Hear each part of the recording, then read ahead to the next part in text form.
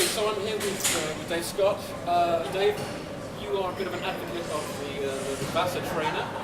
We've got some VASA ergometers here at the show.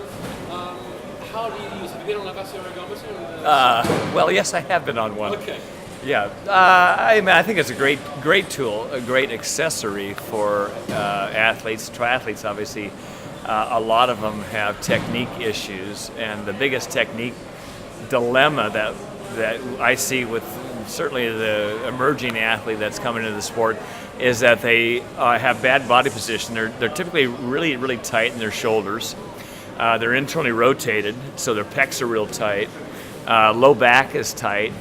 Hip flexors, because they ride and run, are extremely tight, and so that draws their knees down.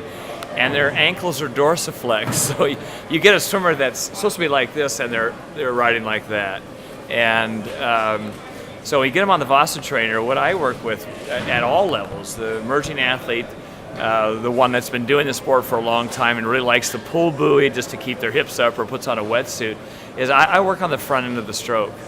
And I want to make sure that, a couple things are not happening. One, I don't like to see people's upper traps engaged, and so you see people trying to swim like this, and they're muscling through the water.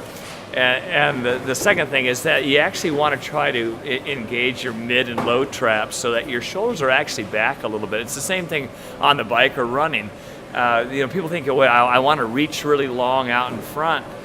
I tell the majority of particularly males in this sport not to do that, not to go to 180 degrees out in front, because they're really tight in the areas I just defined, the upper back, low back, hip flexors, and so as soon as they start reaching out, the first thing that happens is that they get their elbow below their wrist joint, and they end up pressing straight down. So you see a lot of people pressing straight down, trying to elevate their head up.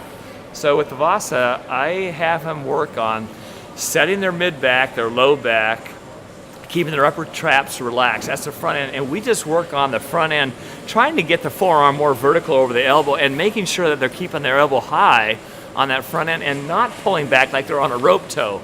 And you see people in the gym on these things, and they're just bloody terrible on it.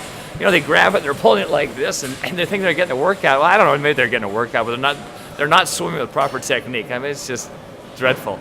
Yeah, I have to say we've seen a few of those guys today who haven't been on a VASA before, who maybe have a good swimming background, but it all goes out of the window and it bears no relation to swimming. So I think what you're saying is it's important to have a coach who's trained on one, who knows how to reinforce the teaching points and get that good technique. Yeah. Now, do you use the monitor part of this machine to actually measure stroke length? Or because you can measure stroke length, stroke rate, the force on each arm. I think the best thing is to look bilaterally.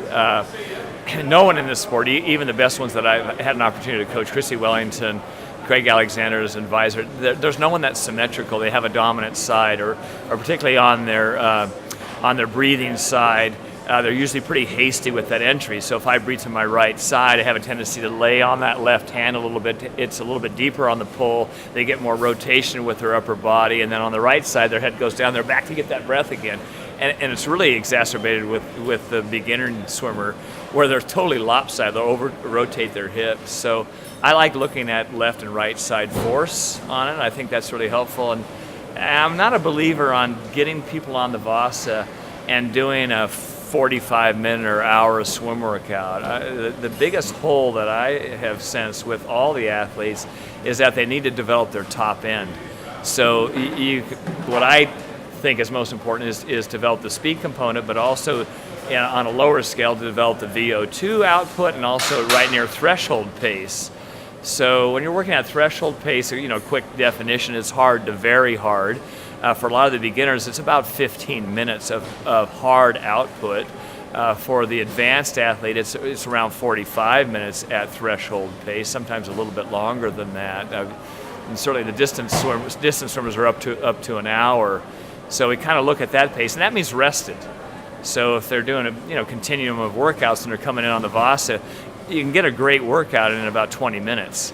And that's maximum, and sometimes down to 10 minutes, depending on what the purpose of the set is.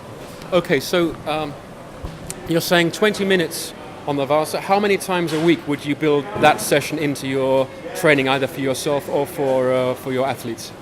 Well, I don't need to talk about myself because I'm not sure what my aspirations are. I think I'll let someone else win the Ironman this year.